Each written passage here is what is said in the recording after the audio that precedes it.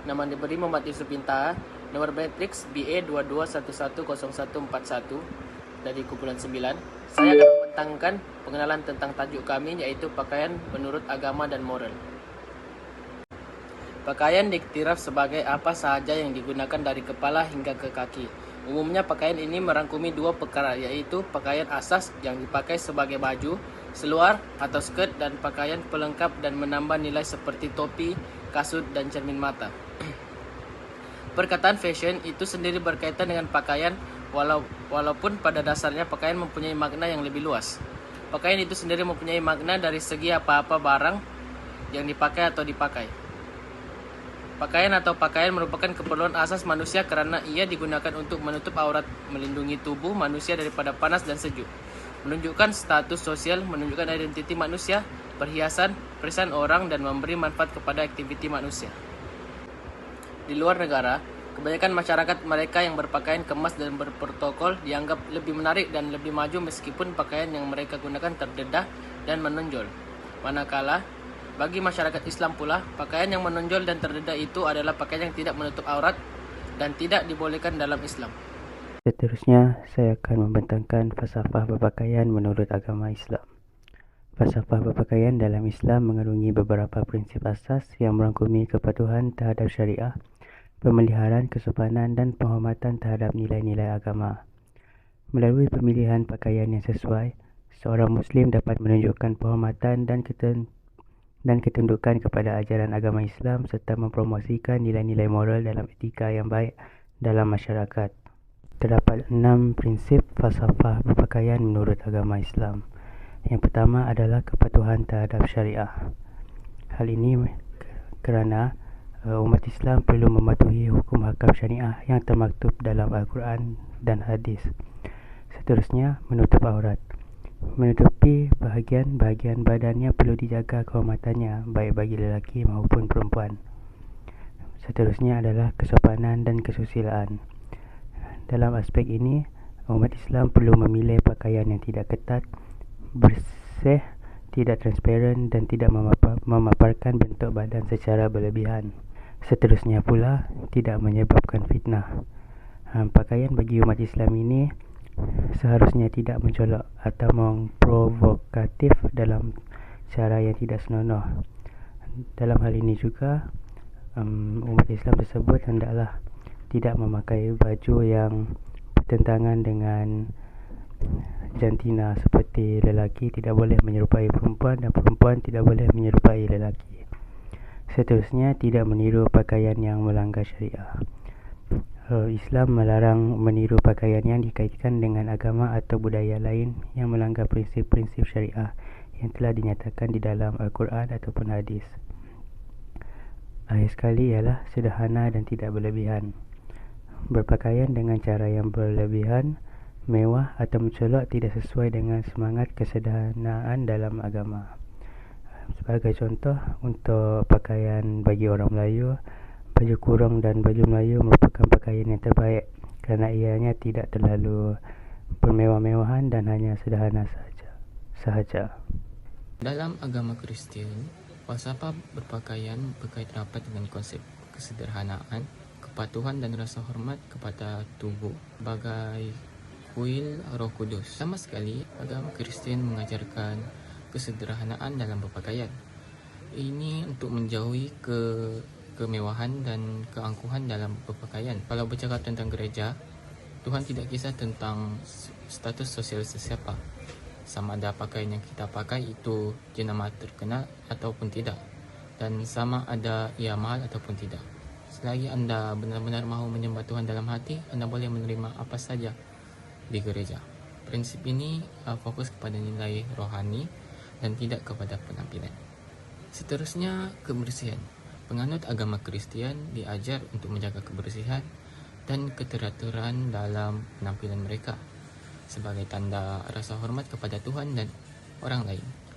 Bumi diciptakan dalam keadaan yang bersih, tetapi akibat ketamakan dan sifat manusia yang mementingkan diri sendiri yang menyebabkan bumi ini tercemar. Menurut konsep dari agama Kristen yang menekankan kebersihan kerana Tuhan, Yehovah mau penyembahnya bersih. Menurut hukum Yehovah yang diberikan kepada orang Israel, penyucian berkait rapat dengan ibadat. Itu keanggunan dan juga sopan santun. Kristian diajar untuk berpakaian dengan cara yang anggun dan juga sopan. Ini bagi menghindari pakaian yang mencolok atau mengekspos terlalu banyak kulit. Sebagai contoh, perkawinan bagi perempuan penganut agama Kristen adalah putih. Pengantin berwarna putih mempunyai makna yang berganda. Ia melambangkan kesucian hati dan kehidupan istri serta menghormati Tuhan. Ini juga merupakan gambaran tentang kebenaran Kristus. Poin seterusnya adalah menghormati tubuh sebagai kuil Roh Kudus. Kristian percaya bahawa tubuh mereka adalah kuil Roh Kudus dan oleh itu mereka harus menjaganya dengan baik dan menghormatinya. Oleh itu muliakanlah Tuhan dengan tubuhmu. Oleh kerana tubuh kita adalah bait Tuhan yang kudus dan suci. Kita harus segera menunjukkan sikap yang baik dan berpakaian agar orang lain merasa diberkati dan senang apabila melihatnya. Cara orang beragama Kristen menghormati tubuh boleh dilihat melalui upacara pengkebumian bila ada seseorang yang meninggal dunia. Semua hadirin tidak dibenarkan memakai topi semasa si mati masih berada di dalam rumah dan semasa di perkarangan gereja atau tanah perkuburan, kecuali orang yang bakal mengusung keranda. Seterusnya adalah falsafah berpakaian menurut agama Buddha. Sebagian besar penganut agama Buddha ini adalah pengikut aliran Buddhisme Mahayana. Ini menjadikan Mahayana sebagai aliran Buddhisme yang terbesar berbanding dengan aliran-aliran yang lain. Aliran ini dipraktikkan secara meluas di Asia Timur dan dikatakan diikuti oleh lebih daripada separuh populasi penganut agama Buddha di seluruh dunia. Terdapat dua lagi aliran Buddhisme, yaitu Buddhisme Vairagya dan Buddhisme Theravada. Komuniti ini monastik yang kuat menjadi faktor penting dalam penyebaran agama Buddha di Asia. Terdapat dua prinsip dalam berpakaian menurut agama Buddha, yaitu sifat kesederhanaan dan kesopanan dalam berpakaian.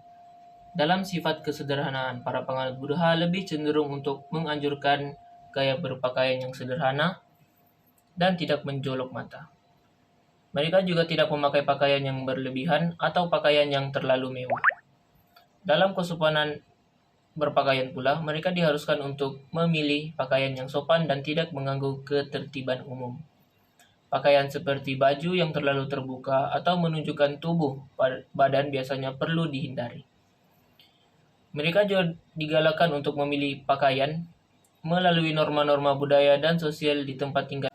Prinsip dalam berpakaian menurut agama Buddha.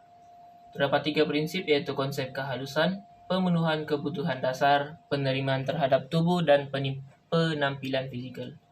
Dalam konsep kehalusan, pakaian yang dipilih hendaklah sebaiknya bersifat nyaman, lembut, dan tidak mengganggu aktiviti keagamaan atau meditasi. Dalam pemenuhan kebutuhan dasar pula, mereka dihimbau untuk memperhatikan kebutuhan dasar mereka, termasuklah iklim dan kondisi lingkungan di tempat tinggal mereka. Akhir sekali, dalam penerimaan terhadap tubuh dan penampilan fisikal, pakaian yang mereka gunakan seharusnya tidak membuatkan mereka ego atau membangkitkan keinginan berlebihan untuk terlihat sempurna di khalayak ramai. Assalamualaikum, nama saya Muhammad Ridwan Birazilan. Saya akan menerangkan falsafah berpakaian menurut agama Hindu. Agama Hindu seringkali dianggap sebagai agama yang beraliran politisme kerana memuja banyak dewa. Agama ini diakui sebagai sistem agama pertama dan tertua di dunia. Seperti kita lihat, agama Hindu ini mempunyai jumlah pengikut ketiga tertinggi selepas agama Islam dan Kristian. Ajaran yang terkandung di dalamnya amat kompleks dan seringkali menjadi mangsa salah tafsir. Terdapat 6 mazhab utama, 4 verda, ribuan berhala, ritual keagamaan, dewa-dewi dan pelbagai perkara yang tidak mustahil yang boleh menimbulkan kekeliruan. Seterusnya, mari kita lihat falsafah berpakaian menurut agama Hindu. Terdapat 5 konsep falsafah berpakaian menurut agama Hindu. Yang pertama, kesederhanaan. Agama Hindu mengajar kepentingan menjaga kesopanan dalam pakaian dan penampilan. Justru itu, penekanan juga diberikan kepada nilai-nilai dalaman dan kerohanian daripada kepentingan materialistik yang berlebihan. Seterusnya, kesopanan. Agama Hindu menekankan kepentingan berpakaian yang sesuai dan sopan. Agama Hindu juga menggalakkan penganutnya memilih pakaian mengikut suasana dan konteks sosial. Yang ketiga, menutup badan. Agama Hindu mengajar bahawa tubuh manusia harus dihormati kerana ia merupakan sebagai tempat tinggal jiwa dan sebagai manifestasi Tuhan.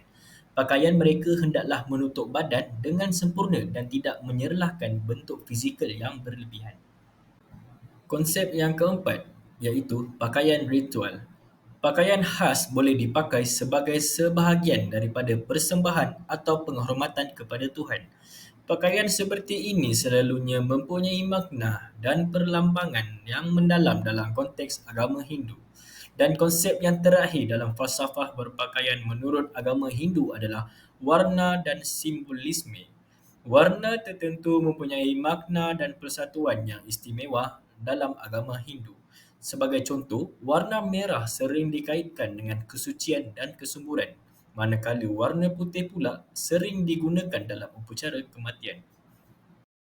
Assalamualaikum dan salam sejahtera. Nama saya ialah Muhammad Faris Farhan. Saya akan menerangkan tentang konsep berpakaian menurut negara barat. Yang pertama, pengaruh peradaban barat bermula sejak kedatangan kuasa kolonial ke alam Melayu, terutamanya tanah Melayu.